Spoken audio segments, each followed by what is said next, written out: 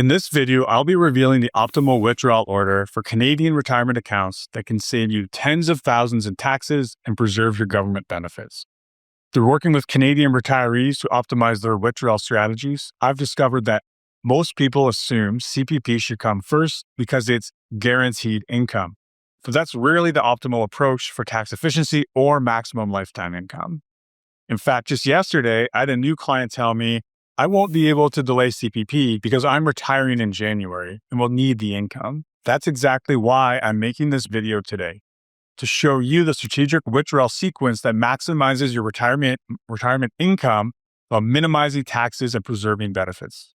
So let's get right into it. When we talk about drawing down your retirement savings, one of the smartest and often most overlooked strategies is taking money from your RRSP early, before you start receiving your CPP or old age security benefits. This window is typically in your 60s after you've stopped working, but before those government benefits kick in. It's a really valuable period because it gives you control over how much taxable income you create each year. Here's why that matters. When you pull from your RRSP before CPP and OAS begin, you're gradually reducing that RRSP balance before you have to convert it to a RIF at age 71, when minimum withdrawals become mandatory. By starting earlier, you can take money out on your own terms rather than being forced to take larger withdrawals later that could push you into higher tax brackets or even trigger old age security clawbacks. It's not about draining your RRSP all at once. It's about being intentional. You can target a specific tax bracket that makes sense for your situation. Maybe that means filling up the lower brackets each year while your taxable income is relatively low. For example, if you can draw from your RRSP while staying in a modest tax bracket, you're converting those funds at a lower tax rate than you might otherwise face later, when CPP, OAS, RIF income all stack on top of each other. And there's another benefit people often overlook. Many retirees worry about leaving behind a large RRSP balance and facing roughly a 50% tax hit at death. By strategically drawing down your RRSP in your 60s, you're not only smoothing out taxes during your lifetime, but you're potentially reducing that final tax bill as well.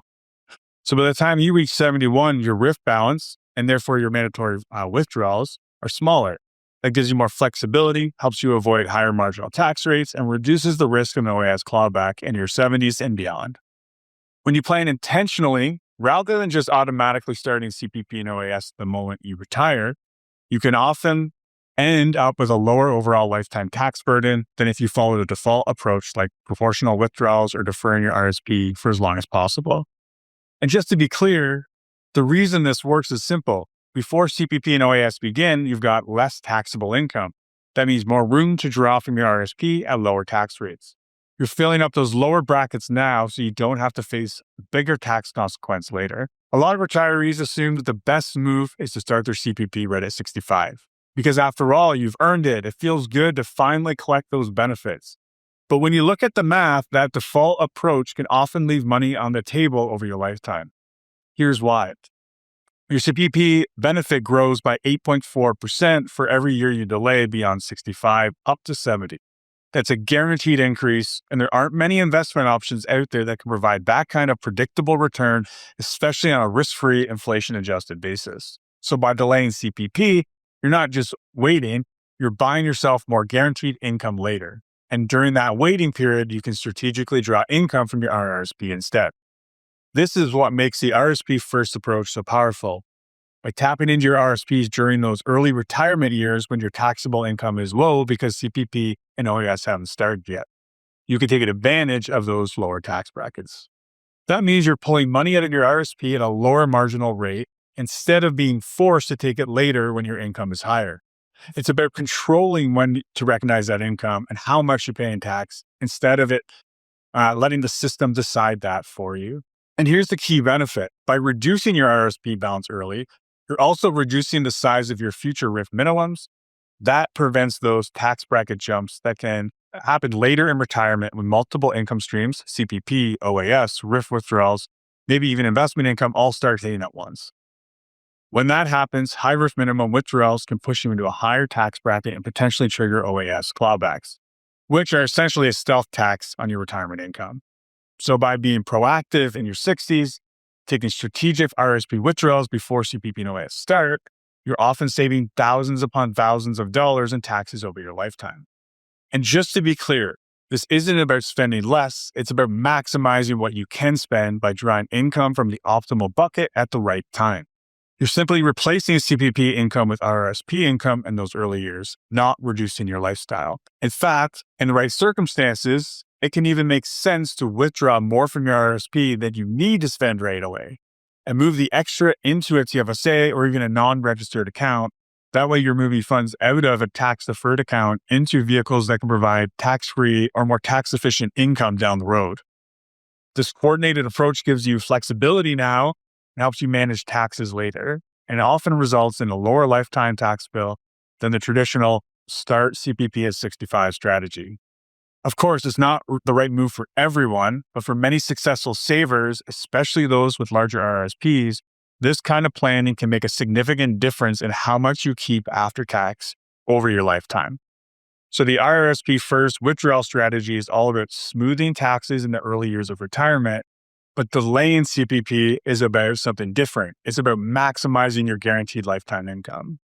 And the two strategies actually work hand in hand. Together, they can help you create a smoother, more tax efficient, more sustainable retirement income plan without sacrificing your lifestyle. So we just talked about how an RRSP first withdrawal strategy can help you reduce taxes early in retirement. Now let's look at the flip side, how delaying CPP can actually maximize your guaranteed income for life over the rest of your life. This is one of those strategies that can make a massive difference over time. And it's something a lot of Canadians misunderstand. Now, I've mentioned this before in a previous video, and one of our listeners actually called me out on it. So let's clear it up properly here. If you start your CPP at age 60, you take about a 36% reduction compared to starting at 65. On the other hand, if you delay CPP to age 70, you get an 8.4% increase per year after 65. So if over those 5 years from 65 to 70, that's roughly a 42% increase on a linear basis. But here's the interesting part. When you look at the difference between taking CPP at 60 versus waiting until 70, your payment at 70 is actually about 122% higher than had you taken the benefit at age 60. So in other words, if your benefit at 60 would have been, say, $700 a month, by waiting until 70, it's about $1,550 a month. That's a huge difference, and it's guaranteed. Now, some people will say, well, that's great, but I don't want to wait 10 years to get my money. And that's fair.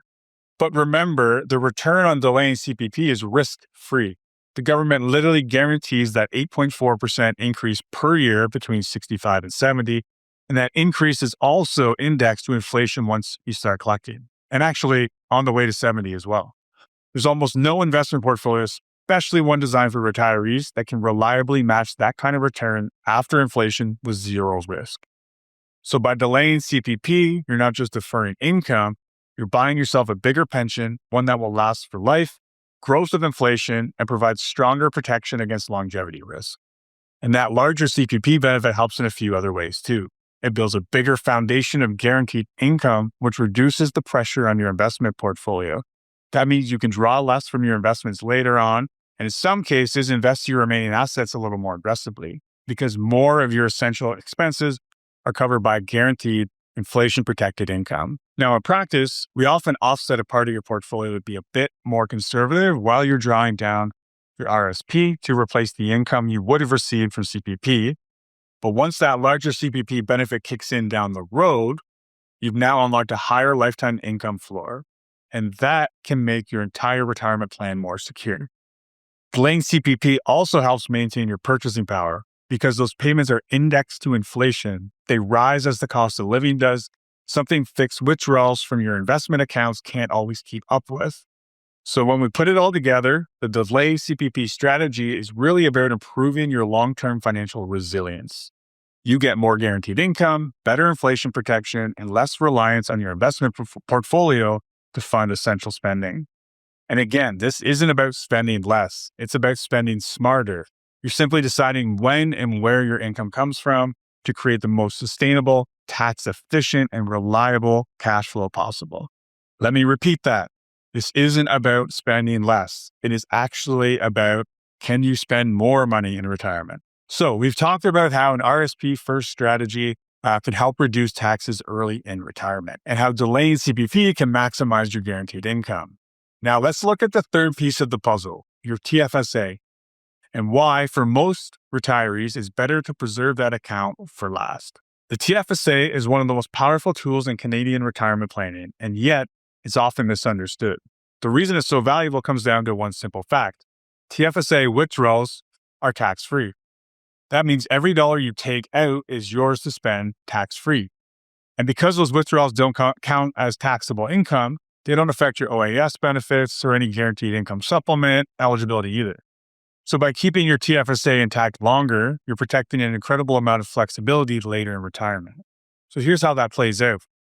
While your RRSP and CPP withdrawals add to your taxable income each year, your TFSA can keep growing quietly in the background, completely tax-free. That growth compounds year after year, and when you eventually need to tap into it, you can draw from it without triggering higher taxes or OAS clawbacks. That's what makes the TFSA such a powerful reserve fund. You can use it for unexpected healthcare costs, to help a family member, or cover a one-time expense, all without worrying about moving yourself into a higher tax bracket or disrupting other benefits. And from an estate planning perspective, TFSAs are incredibly efficient. When you name a beneficiary, those assets pass tax-free directly to the person outside of your estate. That means no probate fees, no delays, and no tax liability for your heirs. The money simply moves over right away. Now, you might be wondering, why not use my TFSA earlier since it's tax-free? Well, here's the key. Tax-free withdrawals are more valuable later when your other income sources are higher and more likely to push you into upper tax brackets. By preserving your TFSA, you're keeping that flexibility for when it matters most, when every extra dollar of taxable income could start costing you more in taxes or OAS clawbacks. So think of your tax-free savings account as your flexibility fund, your buffer for both planned and unplanned expenses. It grows tax-free, it can be withdrawn tax-free, and it gives you the ability to manage your taxable income strategically in later retirement. Ultimately, keeping your TFSA for last usually provides the best of both worlds. Better tax efficiency because you can draw on it when the other income is high. Greater flexibility because you can access it at any time without a penalty. And stronger estate benefits because what's left can pass to your loved ones seamlessly and tax-free. Now that you understand TFSA preservation benefits, if you need help optimizing your Canadian retirement withdrawal strategy, click the link below to book a call, and I'll analyze your specific situation to help you maximize your retirement income while minimizing taxes. Government benefit coordination is crucial, but the real power comes from understanding how all these strategies work together. That's where a comprehensive withdrawal framework comes in. This is the system that brings everything, RRSP withdrawal, CPP timing, and TFSA preservation, together into one coordinated plan designed to maximize your total retirement income while minimizing taxes along the way. Here's how it works. By coordinating these moving parts, you can create a smooth income stream that adapts as your circumstances change. Early in retirement, you might focus on strategic RRSP withdrawals to fill lower tax brackets before CPP and OAS begin. Then, as those guaranteed benefits start, you reduce the pressure on your portfolio and preserve your TFSA for later years. This sequencing keeps you tax efficient at every stage and protects your income from unnecessary clawbacks. But what makes this framework so effective is that it's dynamic. It adjusts as tax laws change, as benefit thresholds move, and as your own lifestyle and spending evolve. Whether that means revisiting your drawdown plan after a major market shift, a change in provincial tax rates, or a personal milestone, the framework is designed to flex with you, not lock you into a rigid strategy. In fact, for our clients, this is something we revisit and optimize every year. It's about balance. You need enough income to live comfortably today, but you also want to protect your long-term tax efficiency and benefit eligibility.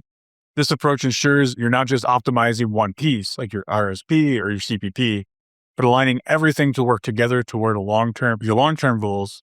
And it does not mean spending less early in retirement. And because it's built specifically around the Canadian retirement structures, it takes into account all the nuances of our system, from the way RIF minimums are calculated, to how OAS clawbacks work, to the unique advantages of TFSAs and estate planning. Now, why does this comprehensive framework outperform ad hoc decisions? Because when withdrawals are made randomly, based on what's convenient or what feels right in the moment, retirees often end up triggering unnecessary taxes or benefit reductions without realizing it. A structured, integrated plan helps avoid those pitfalls and ensure that every withdrawal, every benefit start date, and every investment move supports the bigger picture, not just a single year's cash flow. It also opens the door for better coordination with provincial programs, tax credits that can be affected by your reported income. Ultimately, this kind of integrated planning doesn't just save money, it often results in higher total lifetime income than the sum of each strategy on its own.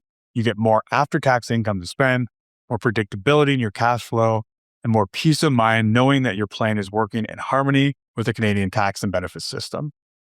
And maybe the most important thing is this framework provides confidence and flexibility.